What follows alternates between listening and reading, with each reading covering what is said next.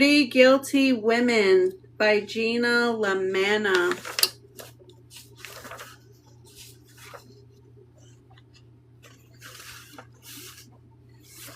Okay, Chapter 1. Detective Ramon, please state your name. Oh, scared me. Thank you for the heart me. Detective Ramon, please state your name for the records. Lula Frank. My name is Lula Frank and I am 68 years old. My last name is spelled F-R-A-N-C. Please make sure that gets spelled correctly, as it's a nightmare to correct on legal documents. Detective Ramon, Miss Frank, we're recording this interview. Your name will be transcribed accurately. Please state the date you arrived at Serenity Spawn Resort and your purpose for being here. Lulu Frank, I arrived August 16, exactly today, with my husband, Pierce Banks. We have a suite booked for a week as we're attending the Day Blue Banks wedding.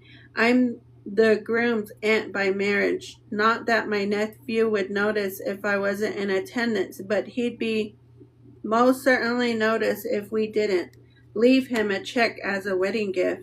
Detective Ramon, I assume you know the reason you're here. We discovered a body tonight, Miss Frank. Lulu Frank, yes, a dead one. Detective Ramon, that's implied. Lulu Frank, good, because that's the way I saw him last. Detective Ramon, are you confessing to unaliving, Miss Frank? Let me remind you, this conversation is being recorded, and whatever you say can and will be used against you in a court of law. Lulu Frank, must I repeat myself? For the last time, let me state for the record, I, Lulu Frank, am guilty of unaliving this man. When you write that down, remember Frank is spelled F-R-A-N-C. If you add a K at the end, I will be very upset. Lulu Frank was desperately annoyed. She was supposed to be at the salon relaxing with Delilah, curled her hair, and touched up her manicure, but no. Instead, she was stuck at home, rattling across her gorgeous wooden floorboards as she poked her head into the freezer and ducked under tables. Lulu's joints creaked as she bent low, and despite her attempts to ignore all signs of aging, she couldn't help but notice the glaring evidence to the contrary. However, her darling husband, elusive and very fat, wallet was not ready. Not nearly as obvious, it simply insisted on remaining lost. She straightened flickering dust off her new cashmere cardigan as she heaved a sigh of frustration. Her sweater was lined with real raccoon fur and had cost her husband a fortune. No matter, as Pierce Banks was both loaded and happy to indulge his wife's taste in fashion. Not that Lulu didn't work for it. Being married to Pierce Banks was a full-time job on the South Carolina social circuit. Relax, sweetheart. I'll turn up, Pierce called as Lulu blazed past him. Don't be late for your appointment. Have you gotten that you need identification to fly? Lulu asked. Please call Marcia and have her come by. Maybe she saw your wallet when she was cleaning yesterday. I'm not calling Marcia on her day off, Pierce said. It will turn up. It always does. Lulu gave up her search in the kitchen where Pierce Banks lounged against the counter in a luxurious black robe, watching her with a gleam in his eye as he waited for the coffee maker to warm. Lulu returned the flirtatious look with one of her own, forgetting her annoyance almost at once as she surveyed her husband, a man who by any measure appeared quite perfect. What is that look? Lulu asked with a tilt on her head. I'm annoyed, Pierce Banks. Don't think you can distract me with those beautiful baby blues. I don't think I can make the one only Lulu Frank do anything she doesn't want to do. Pierce grinned back at her. Otherwise, your name would be Lulu Banks. You knew my rules when you married me. Lulu added a light-hearted snip to her tone. It's a lucky thing you're charming enough to make me forget why I was frustrated with you in the first place this morning. Pierce crossed the room, pulled Lulu in for a quick kiss on the cheek. I am the luckiest man alive. Lulu inhaled the fresh scent of Pierce after his shower, his expensive gels and shampoos both familiar and comforting. She didn't think there'd ever come a day when she couldn't be madly, brutally in love with her husband. Pierce, she protested against his chest. I'm going to be late. Pierce let her back away to arm's length, but he held her there, his eyes fixed on hers with a lingering gaze that at once melted Lulu's heart and then set her at unease. There was a hint of love in his eyes and more curiously a longing, something Lulu hadn't seen from Pierce in quite some time. Is everything all right? Lulu asked. What's wrong? Nothing. Pierce looked startled. Nothing at all, just taking in the moment. Yes, well, next time you take in the moment, do you mind taking in your wallet as well? We really do need to find it. Lulu gave a smile that was meant as an olive branch. In the background, a coffee pot gurgled to life and a delightful scent of freshly ground beans reached Lulu's nose. She inhaled deeply. I've got to finish getting ready. Will you pour me a cup for the road? As Lulu pecked her husband on the cheek, she allowed herself one additional moment to wonder about Pierce's strange look. He was kind and loving, almost too generous for his own good, but he wasn't overly affectionate, at least not anymore. The look in his eyes set Lulu on edge, and it wasn't the first time he'd acted somewhat strangely as of late. She waited in the hallway until she heard Pierce puttering around, pouring a cup of coffee for himself and then another for her, before easing into his favorite kitchen chair where he flicked a newspaper to attention during his typical morning routine. Lulu took his silence as an opportunity, easing farther down the hall before she paused outside Pierce's study. It was the one place she hadn't gone to look for his wallet, the one place she normally avoided, what the drawers she normally ignored, but she couldn't shake the look in his eye. Something wasn't quite right, and despite her husband's seemingly quite perfect, Lulu knew she was missing something. Nobody was perfect, Lulu included. Her 4 marriages proved that. Her failed marriages. Ironically, Lulu had thought this would be her last marriage. She toyed with the idea of changing her last name when she married Pierce, especially after he'd emotionally pleaded his case and explained how much it would have meant to him to share his surname, but it hadn't been enough. In the end, Lulu had made the decision with her head, not her heart. She kept her maiden name, Lulu Frank, without the K, because that was the way she held onto her independence, her identity.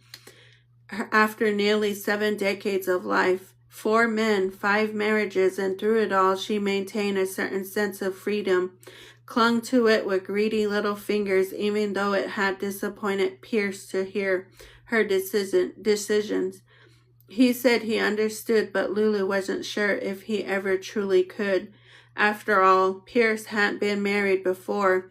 He claimed to have no secrets, no ex-wives or tangled relationships following him around, at least none that Lulu had heard about.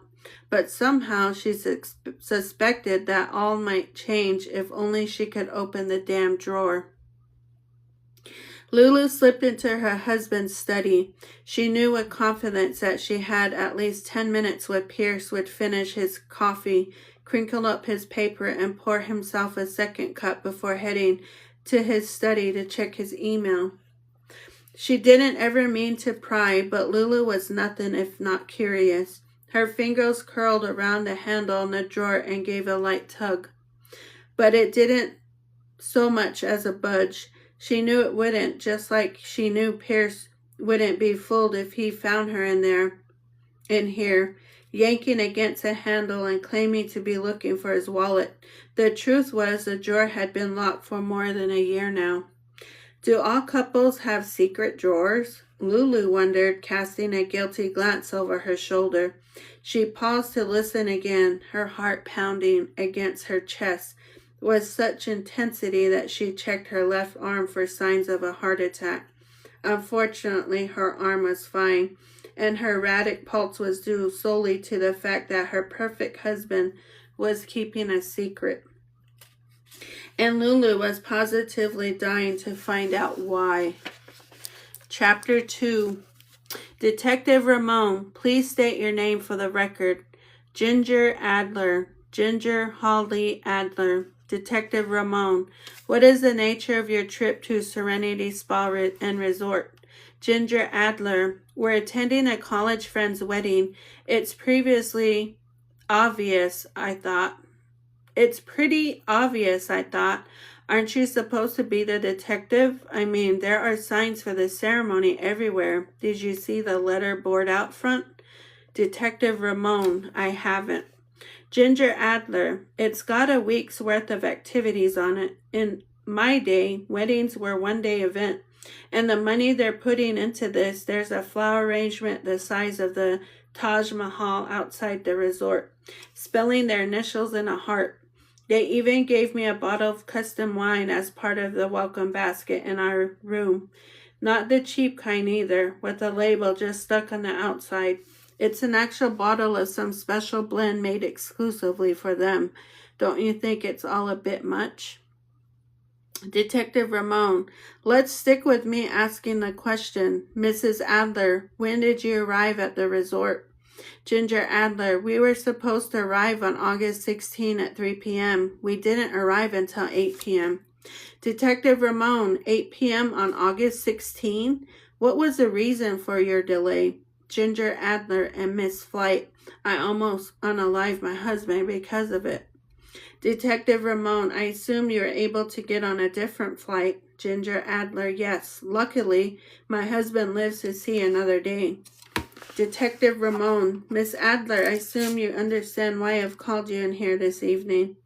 Ginger Adler, of course. Let's cut to the chase and save us on some time.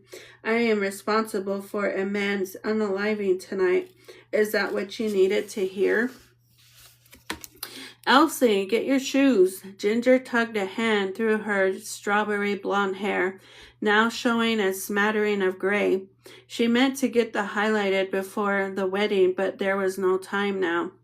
Poppy, did you pack a bathing suit? You should bring two, honey. Tom, put down your dinosaur and go potty. We have a long flight ahead of us, and we are not stopping on the drive to the airport. Mom, he moaned. I'm 7. I used the bathroom. Potty, Poppy sing-song in her sweet little voice. Tom has to go to the potty. Shut up, Tom said. I do not. Mommy! Poppy's sweet voice turned into a wicked scream. Tom, tell me the sword. Kids now, Ginger roared. Anyone not in the car in 10 minutes is going to be left home alone. Move it, troops. Ginger's children grumbled and groaned and moaned in camaraderie. It seemed the only time they called a truce and worked together was when they were ganging up on their mother. All 3 kids seemed to agree on how horribly awful she was to have picked up double shifts for the past 6 months at the hotel where she worked as a receptionist, just so they could afford the trip. Anything less and the Adlers wouldn't have been able to front the bill for the ungodly sum of money it was costing her to fly a family of 5 across the country. Who did Whitney the Blue think she was, anyway? It was ridiculous that she needed to get married in some exclusive resort on the coast of California. And even more ridiculous that the wedding festivities lasted an entire week. What happened to nice, heartwarming Midwestern weddings in a barn with sloppy buffet food and dance party? That done the trick for Ginger and Frank, and they were still married 16 years later with 3 gorgeous children. In reality, Ginger would rather not have received an invitation to Whitney's wedding at all.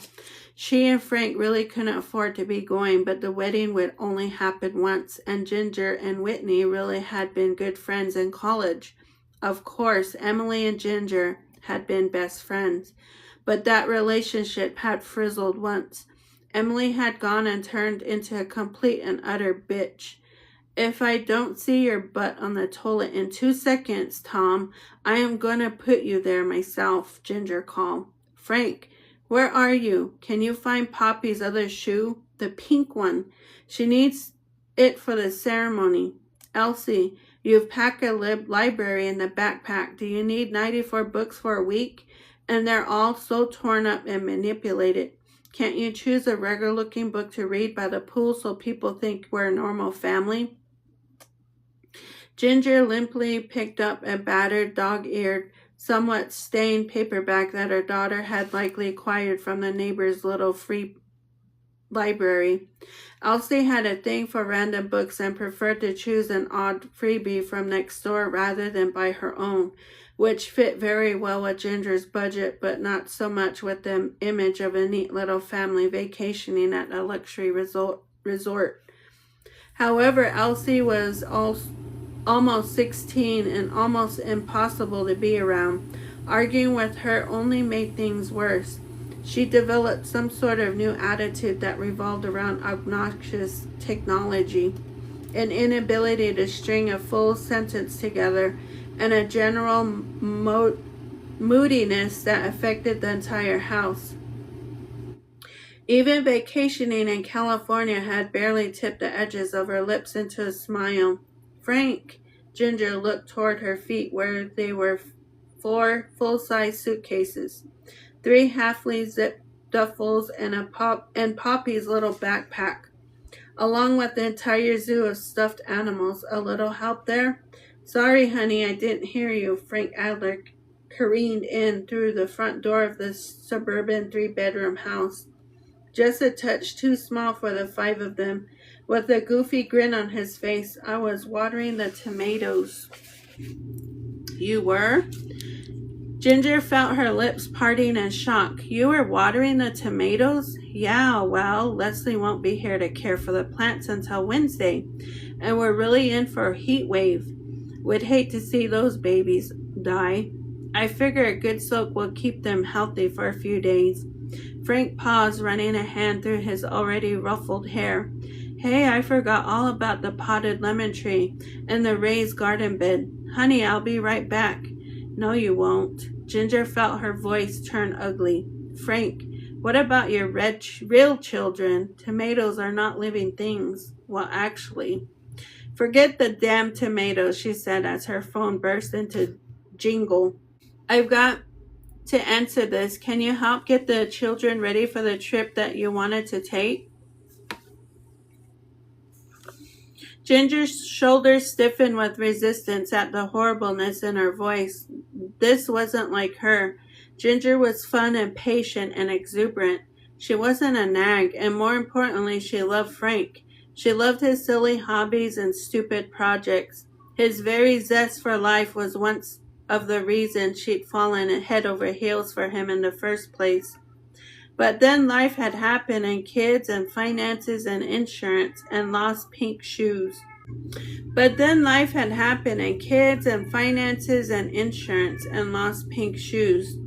And somewhere in the mess of suburbia and second jobs and the monotony of daily life, love just seemed so hard sometimes.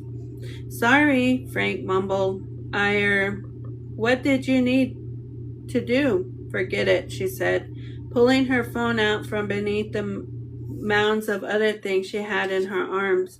Water your garden. Be in the car in 10 minutes, and I'll take care of the kids and house and the suitcases and the snacks and the paperwork and the money. Really? Frank's voice turned into a childish expression of jubilee. You're a doll, honey. Kids, listen to your mother. We're going on a vacation. Hello? Ginger was already on the phone. She barely glanced at the number as she pushed her phone against her ear and juggled the socks and suitcases and one of Elsie's books that had plopped on the floor, looking sad and dead. Sorry, I can't hear you. Who is this? It's me, Whitney. Come in, tinkling, manicured voice. Is everything okay? It sounds like you're in a war-torn country, sweetie. Well, it's the Adler household for you, Ginger said. How's everything going with the wedding? Is something wrong? I swear, Whitney, if Arthur's having cold feet, I'll stick those frigid toes up his. No, no, it's nothing like that, she said quickly. Arthur's wonderful. I've just stepped out into the spa to get my nails done, and I thought I'd give you a call while I had a second to myself. I'm positively booked every minute from now until the ceremony. Of course, Arthur's perfect. Whitney deserved all sorts of wonderful.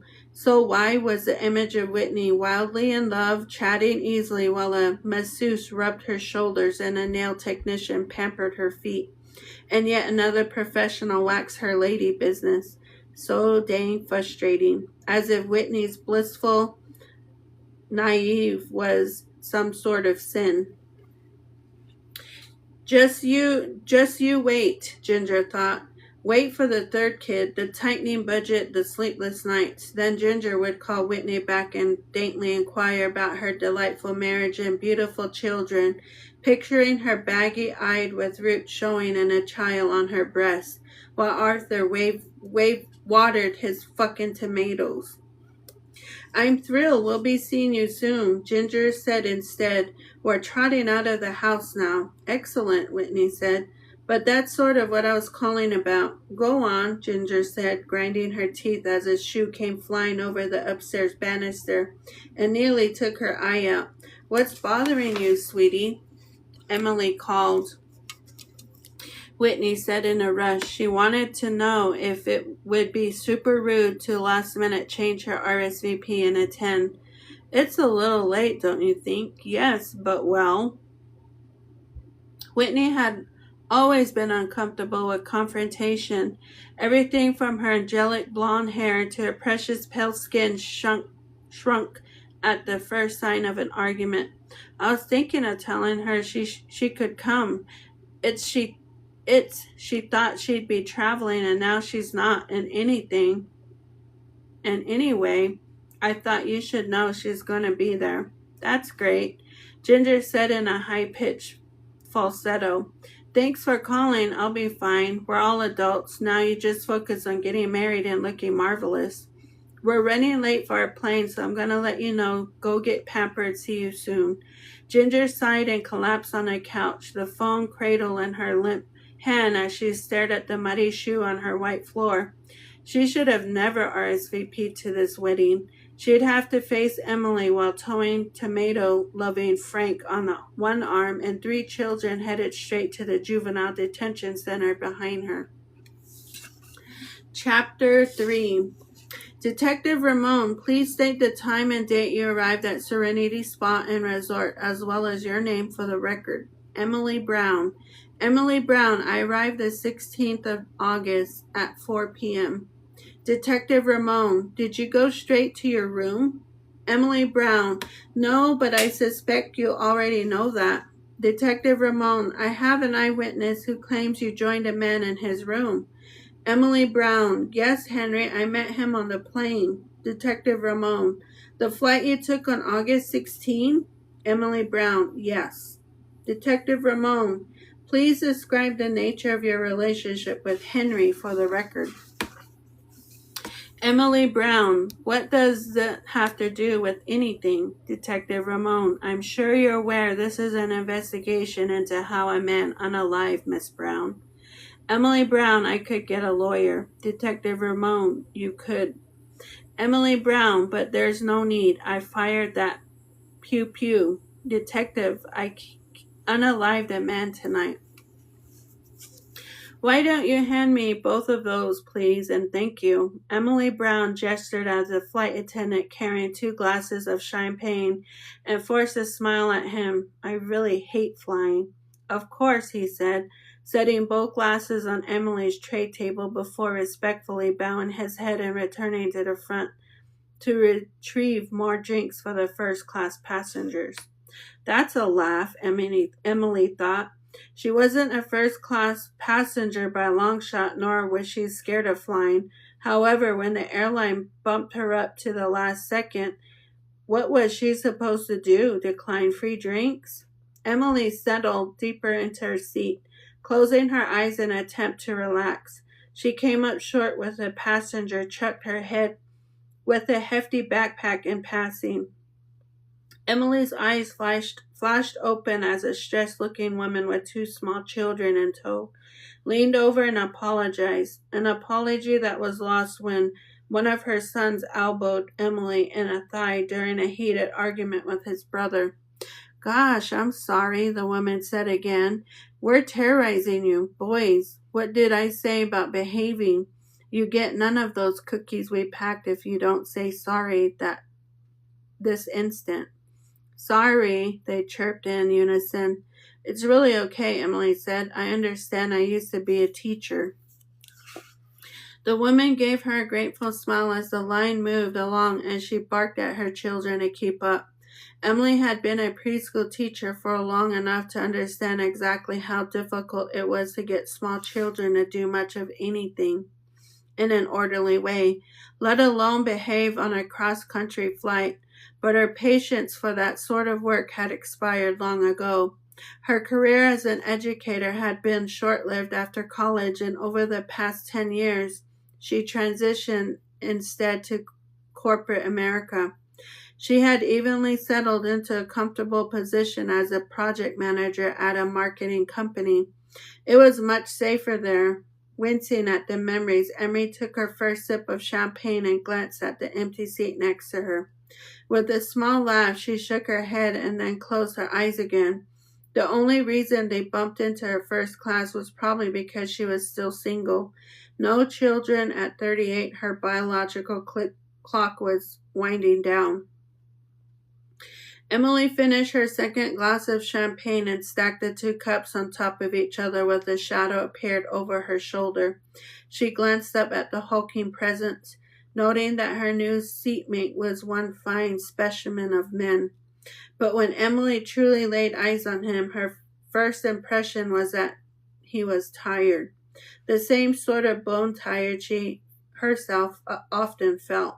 She continued her assessment of him, ticking off observations on some arbitrary mental checklist: handsome, worn, rugged, a hint of reckless. This man had lived a lot of life, but Emily didn't care. She only wanted to be left alone with her champagne.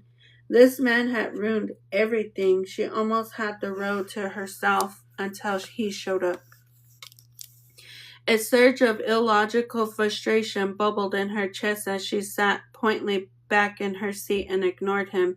It wasn't as if the man had actually said something. He just waited expectantly as if she were supposed to read his mind. He cleared his throat and edged closer. Emily still giving him nothing. She had no idea why she was being so rude, except she was tired too. A lifetime ago, she would have apologized and made a huge effort to move out of his way, offering polite niceties and appropriate small talk. That was before the incident. Now Emily was a bitter shell of herself, and more she noticed, the more she sank into the role of comfortable old sweatshirt. Ma'am, I think that's my seat.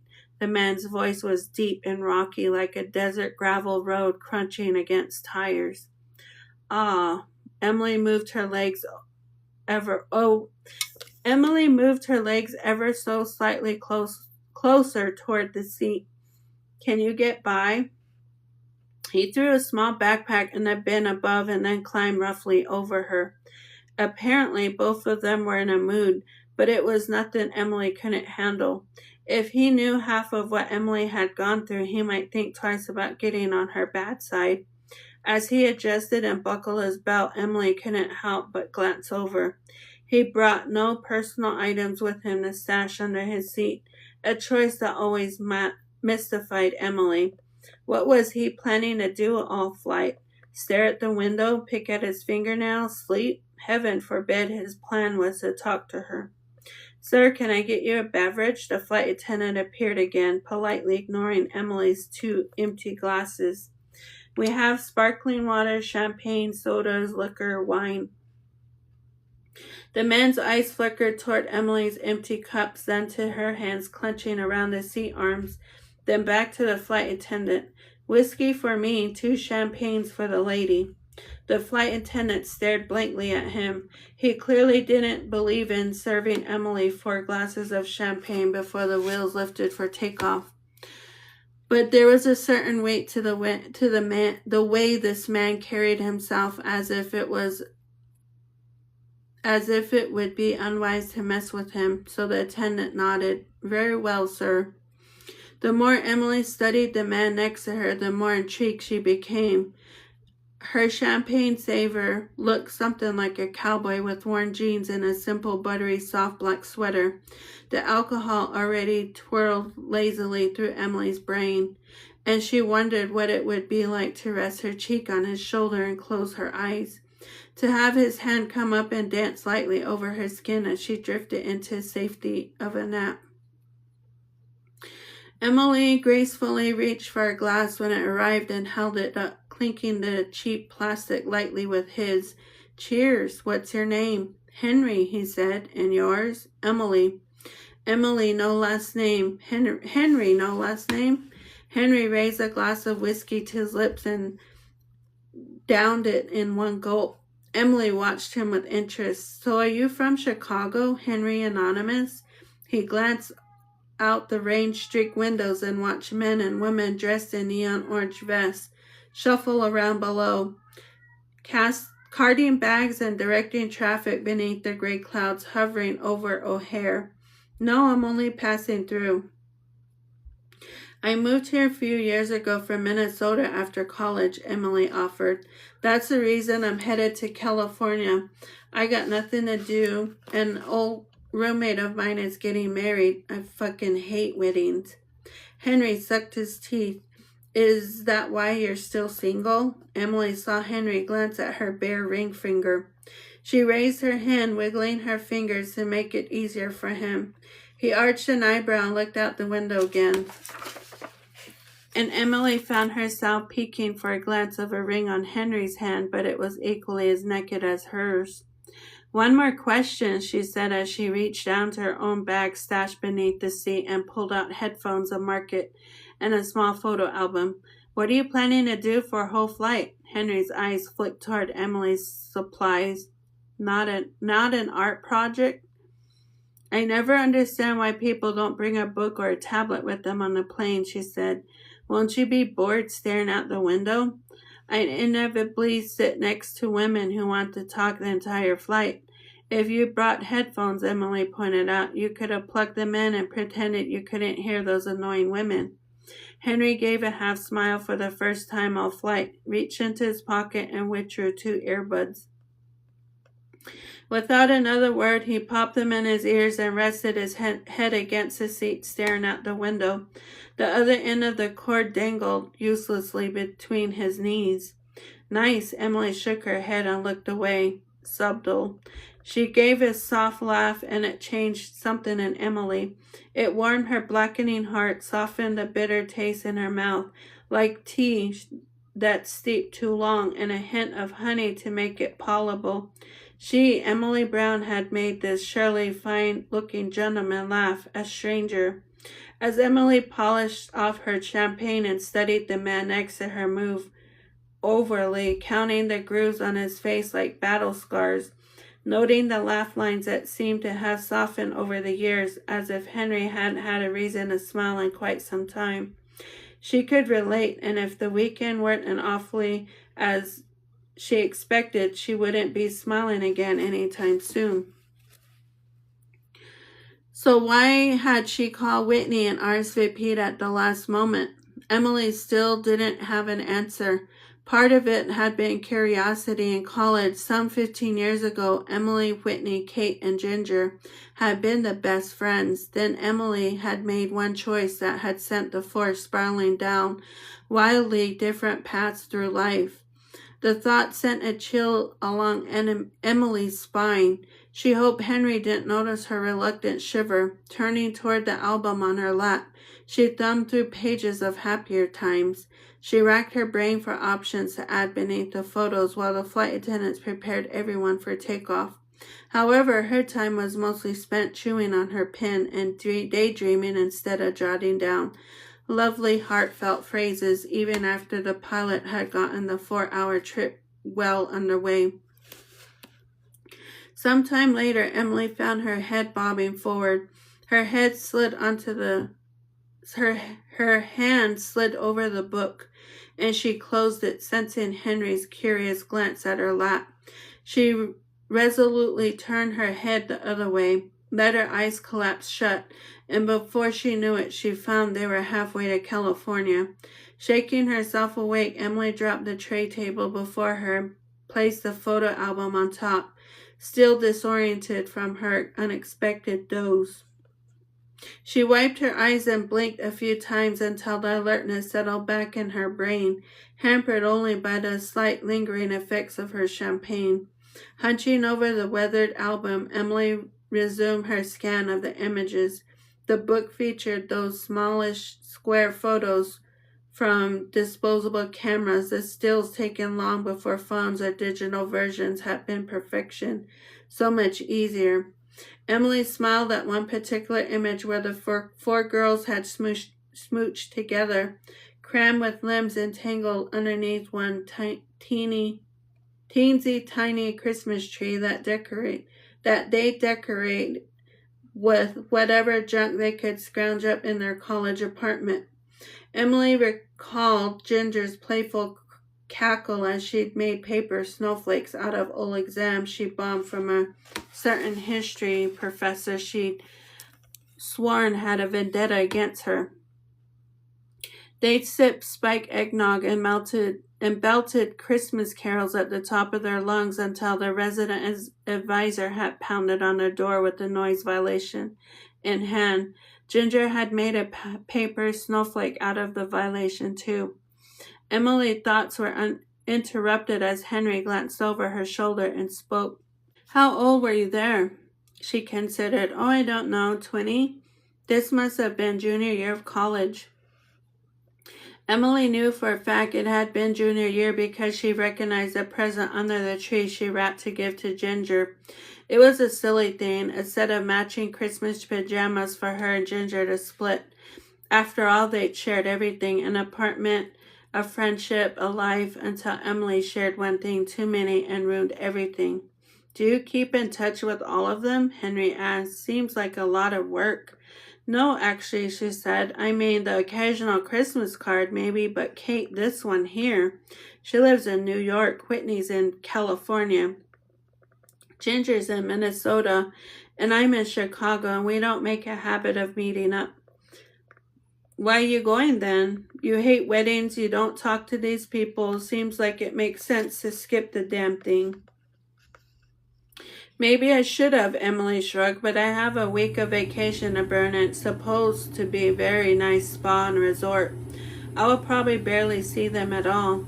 Or maybe that was a lie. Maybe Emily longed to be a voyager more than anything else, to peek into life about her ex-best friend and marvel over Ginger's flourishing, secure marriage, to watch her chirpily dote upon 3 flawless cherub-faced children, to examine in person the gifts Ginger had been given, and to make certain, absolutely certain, that Ginger appreciated what she had in front of her.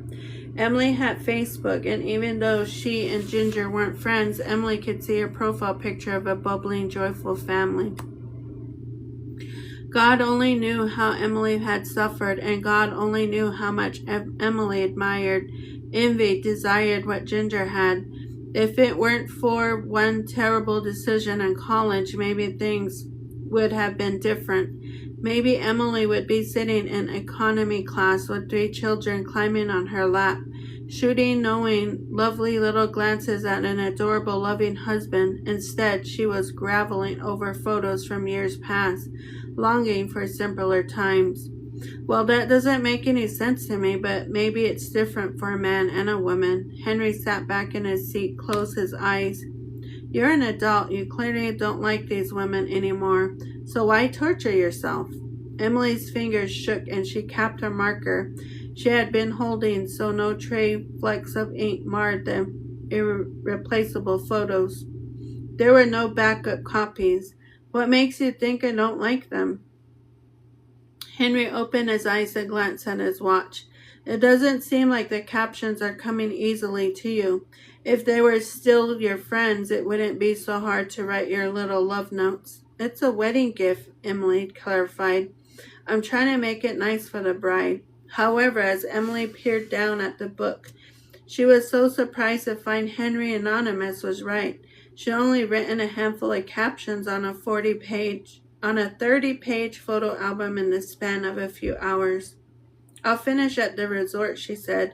I'm not in a rush. However, the truth was that Emily had been so lost and twisted in her thoughts of yesterday that the sound of Henry's voice was disorienting as it dragged her back to reality. She pinched at her forehead as she felt the beginnings of champagne headache take hold and wondered about the logistics of getting another glass to keep her buzz going strong.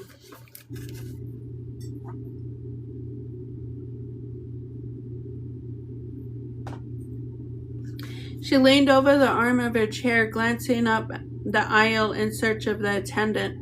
When she caught Henry watching her, she gave a weary smile. Why do I have to sleep around here to get a glass of champagne? He's not going to serve you again, Henry said, returning the smile.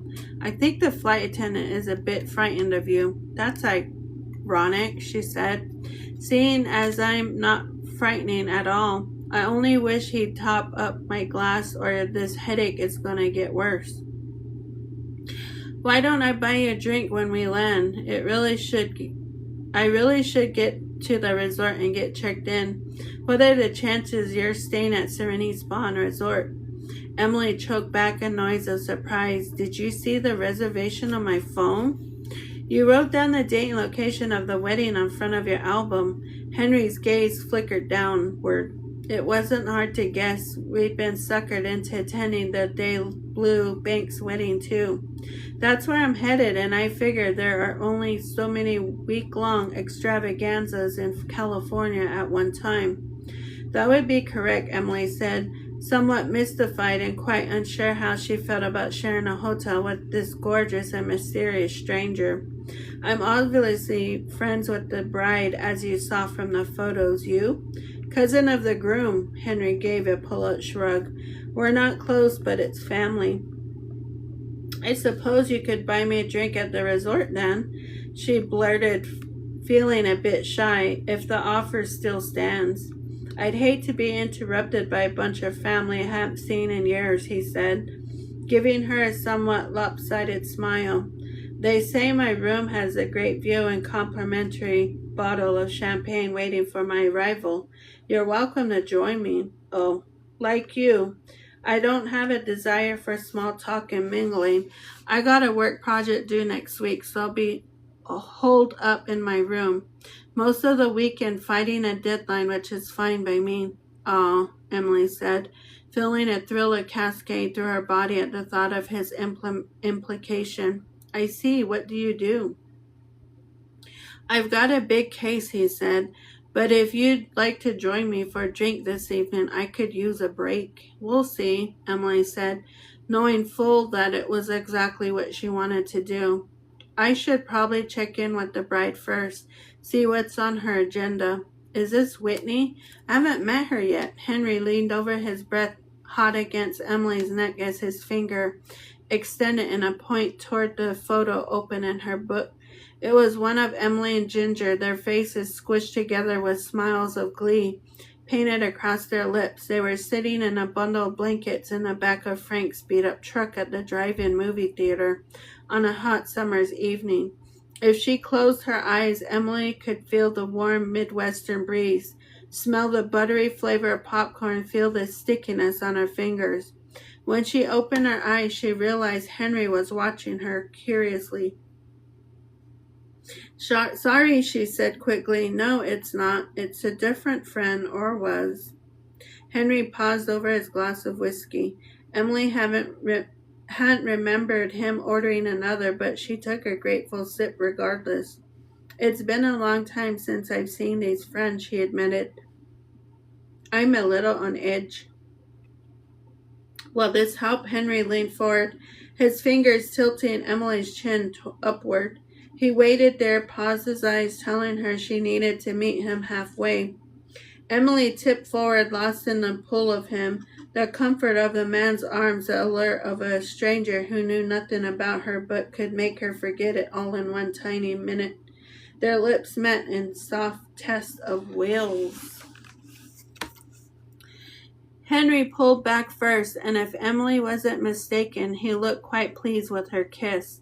She wondered how a man as handsome as Henry wasn't married. She wondered if he had children. She wondered if she asked, would he lie? The dark hair cascading over his eye gave him a mysterious, standoffish sort of charm. Emily itched to brush it away as if it were the key to opening his secrets.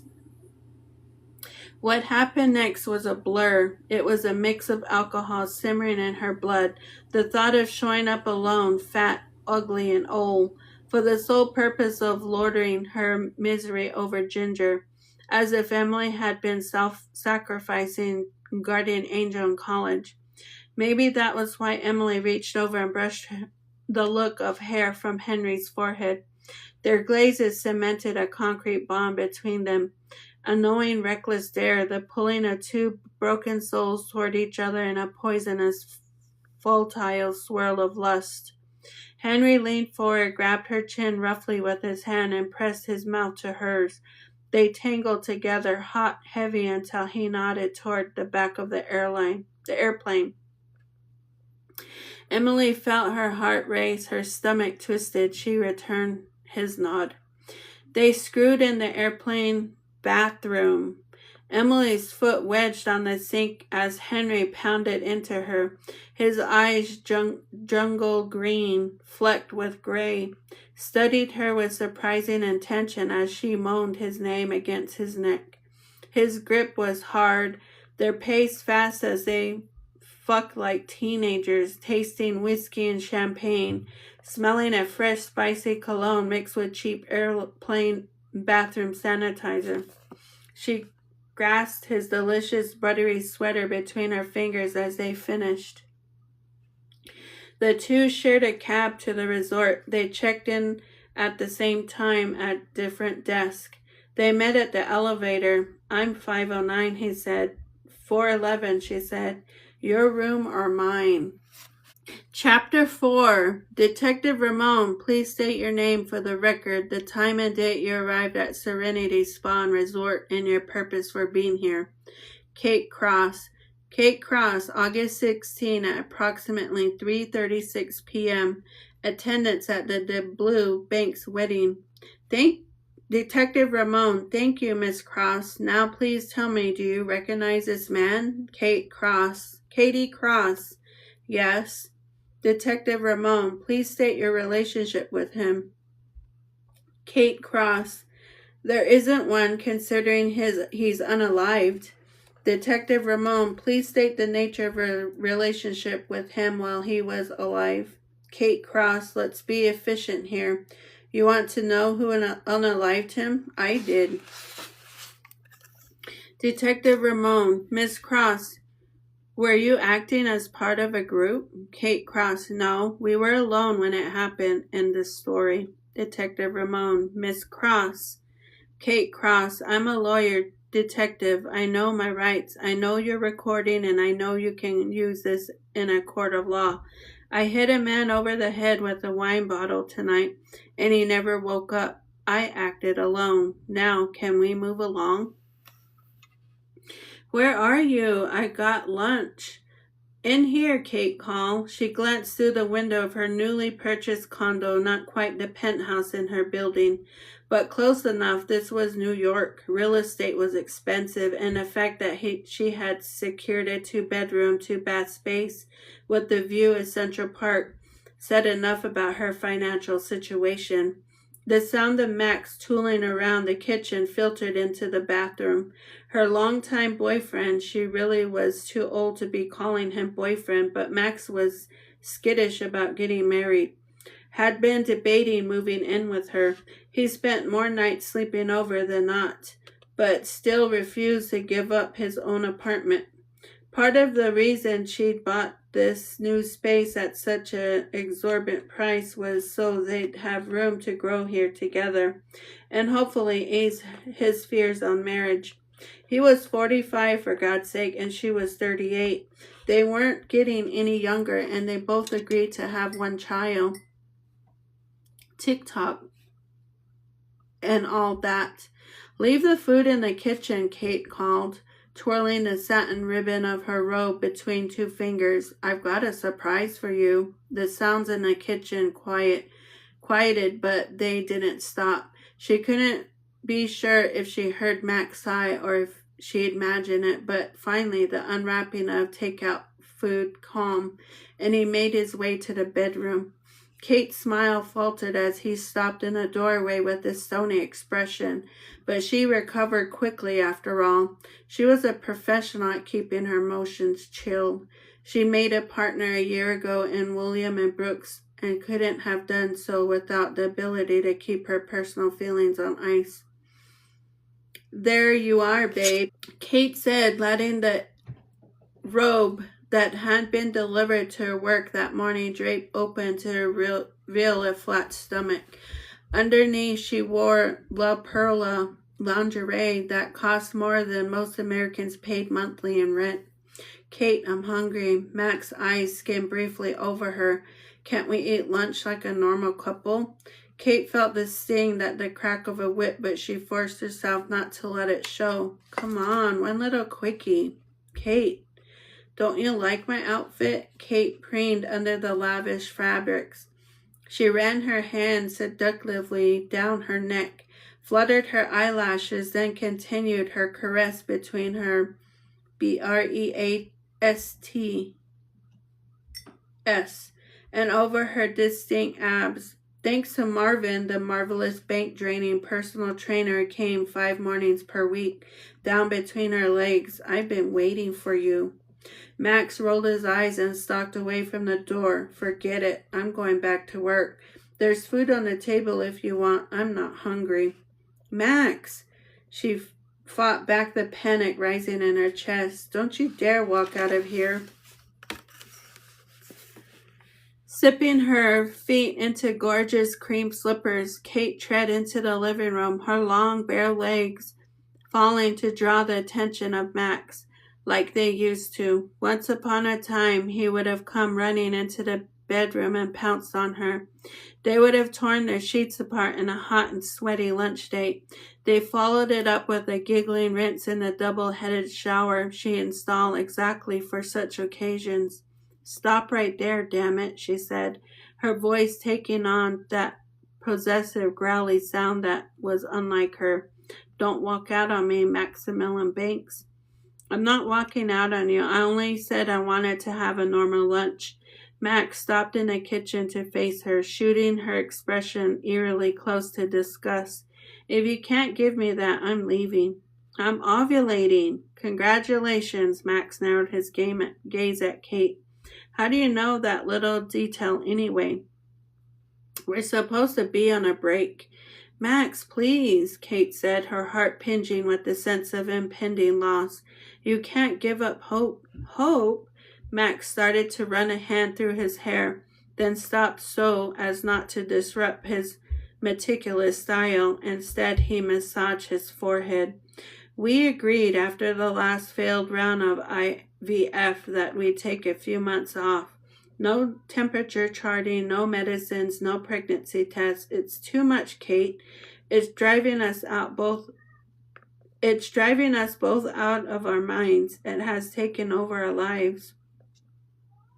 I haven't been charting anything. I haven't taken a pregnancy test in weeks, nor have I taken my temperature. I was only attempting to be romantic. We agreed to try to bring back a little spontaneity to our sex lives. And the way to do that is by discussing your ovulation cycle. Max's gaze was tinged with disclaim as his eyes raked over Kate's body. I'm sorry, but I think we both need to come to terms with the fact that we are not meant to have a baby. It's just not going to happen. You don't know that. We've been through 5 rounds of failed IVF, Max said. I know that much. And so does my bank account. But the statistics say there's a chance it could still happen naturally. I don't care what the statistics say, Max said. It doesn't matter, and even if it did, we fucked last night, so you should be good either way. Is that what it was? She raised her voice in anger to avoid sounding hurt. It was the way Max phrased things that infuriated her. They'd made love. They were in a loving adult relationship. Kate had tried to raise the romance factor last night too. Wine, candles, and a massage. Who knows? Maybe today's our lucky day. Please, we've got to at least try. Do you not understand what a fucking break is? We need time to de-stress and regroup. The way you're acting now, I don't call this a break. Why is it so hard for you to accept it's not going to happen for us? Well, it's certainly not going to happen naturally with an attitude like that, Kate cried, dangerously close to losing her cool. She was either going to snap or cry, and neither would be acceptable. I thought you wanted this. I did. But with all we've been through, I feel like I'm your dog, like you're using me for breeding purposes. I want to marry you. Stop being ridiculous. Forget it, Max said. I'm going back to the office. I suggest you put some clothes on and do the same. While you're at it, have a serious think about whether you'd like to focus on me or your uterus. It's one or the other, Kate. Is this an ultimatum? Max stepped close, took Kate's hand in his. I'm here and I'm real, tangible. This obsession you have with the baby, well, there is no baby. There's never been one. Is it worth ruining our relationship over something that may never happen? Max, you're not making any sense. Can we sit down and discuss this? There's nothing more to say. Max leaned in, kissed her forehead. I'll see you tomorrow. Tomorrow? We're flying to my cousin's wedding, remember? This is what I'm talking about. You're so obsessed with your cycles and ovaries and eggs that you don't have room to consider anyone else. No, I know about the wedding, but Kate felt flustered and totally foreign feeling. Aren't you staying over tonight? I don't think that's a good idea. I'll meet you at the airport. Max! Kate's voice felt scratchy. Her heart thumped with what could be described as panic. Can we at least talk? No, I don't think so, he said quietly. Then he turned his feet, carrying the rest of his impeccably clad body down the hallway. He punched the elevator button and without looking back stepped through the doors and disappeared. Kate closed the door and leaned against it, struggling to breathe. After a moment, a burst of rage at Max's words coursed through her, and without thinking, she spun to kick the door childishly with her gorgeous cream slippers and tried to ignore the prickling in her eyes. She shook her fingers, running through the $300 blowout she'd gotten yesterday after work that had been for one purpose only, to seduce her boyfriend over 2 years. She pushed her dark hair back from her face, impatiently fighting the full body trembles that rocked her shoulders as she slumped against the door. She played back every one of her interactions with Max, trying to determine where things had gone wrong. Of course, everything would come crashing down the day before their trip. Whitney's stupid wedding was at some posh resort in California, and Kate vaguely remembered asking her assistant to book her and Max tickets a few months back. Kate had attended college with Whitney, roomed with her at the University of Minnesota, where they both completed their undergrad degrees. Bossy, organized Kate and painfully shy, waitfish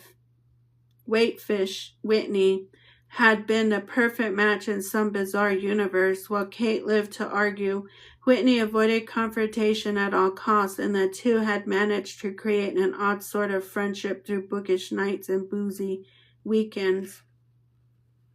Kate had always suspected, even now, that on some level to their friendship had only worked because Whitney had wanted to be Kate, and Kate had liked the attention. An only child born to two wealthy lawyers, Kate's family had money in excess, while Whitney, the youngest of four kids raised by a single mother, had never had enough to go around. Whitney had always been a bit in awe of her friend, and Kate had appreciated the admiration.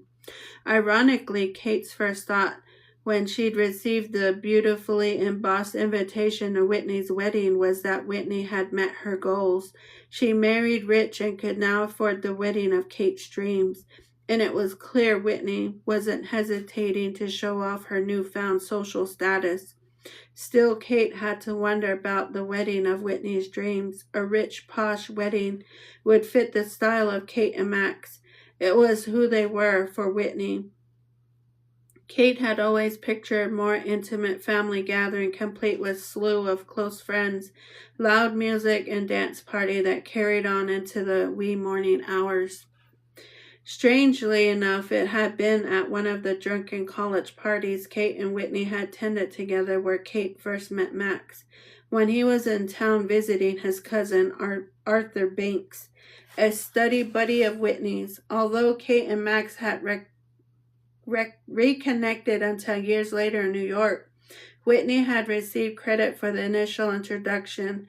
It wasn't lost on Kate that while Whitney and Arthur had recently reconnected and found blissful love, Kate and Max were struggling to get through the lunch hour without a nasty argument.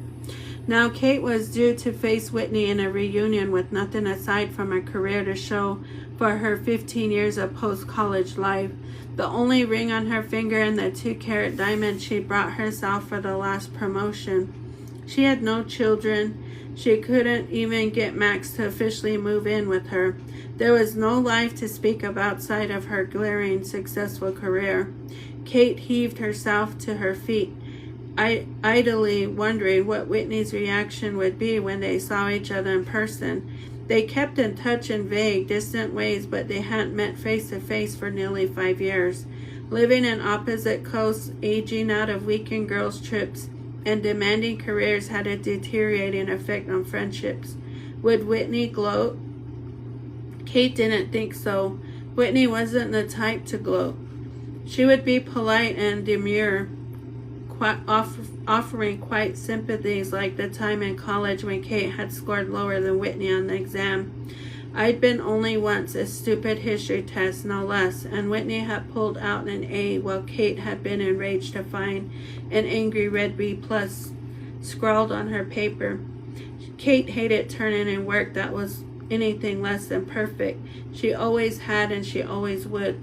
Whitney had peeked over, and despite her mumbled apologies and her declarations that the teacher was obviously nuts for the deplorable comments he left on Kate's page, Kate had seen the gleam in her friend's eye, the hint of pride, the sweet joy of victory. No matter how Kate sliced it, her relationship with Whitney had always had an element competition to it, and in the world of weddings, Whitney had won. Kate let the sensation of emptiness wash over her. It wasn't the wedding that upset her. Kate was under no illusion that she was anything less than fabulous without a rock on her finger. But thereby a man, it was the utter sense of hopelessness that had begun simmering in her gut lately. The feeling that she was on the cusp of losing everything, the man she'd been meant to grow old with, the children she dreamed of having, the warmth that came with the full house instead of an empty, expensive cage. Easing her way back into the kitchen, she wondered when Max had begun to look at her with disgust in his eyes. They'd been trying for over a year and a half to bring a child into this world together. Unfortunately, there was simply nothing happening in Kate's uterus. They'd been to doctors, specialists, the best money could buy, and none of the expensive professionals had any sort of diagnosis for her. They claimed both Kate and Max were completely healthy. Sure, Kate was creeping toward 40, but that didn't explain the last year and a half. She had her blood drawn, swallowed pills, peed on more sticks than she could count. and gone through the rigorous IVF process not once but on 5 different occasions, and still nothing had worked. Kate was barely clinging to the last dredges of hope. Max had already given up if this afternoon display of frustration was anything to go by. Then again, he had been the one encouraging them to listen to the doctor's advice and take a break while Kate had wanted to do anything but. She'd been dying to dive into the 6th round of IVF, but Max had claimed he needed time to heal, or to recover, or some other bullshit that Kate knew wasn't true.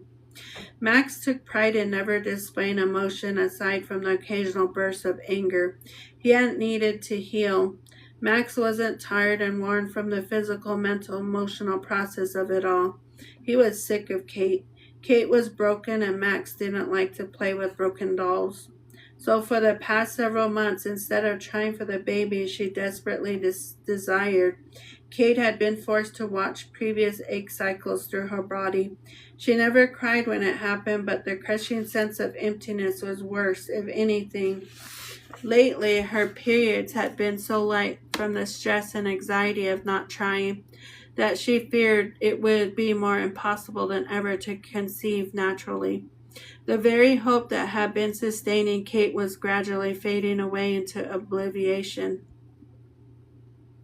Kate felt a bit wobbly and leaned against the kitchen table, a whiff of wasabi and soy sauce making her stomach roll. She found a sushi platter from the favorite restaurant sitting on the spotless counter, the plastic lid already wrestled off and placed neatly inside this sashimi. Kate felt like pucking at the sight of it, the spicy wasabi, the tangy ginger, the crunch of sesame seeds.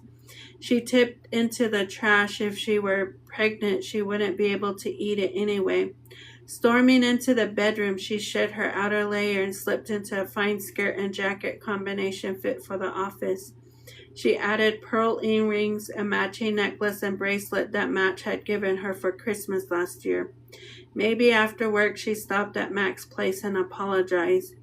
Kate clipped her hair into a neat bun, loose enough to give her face the feminine curves people admired, severe enough to give off the impression she meant business in the workplace.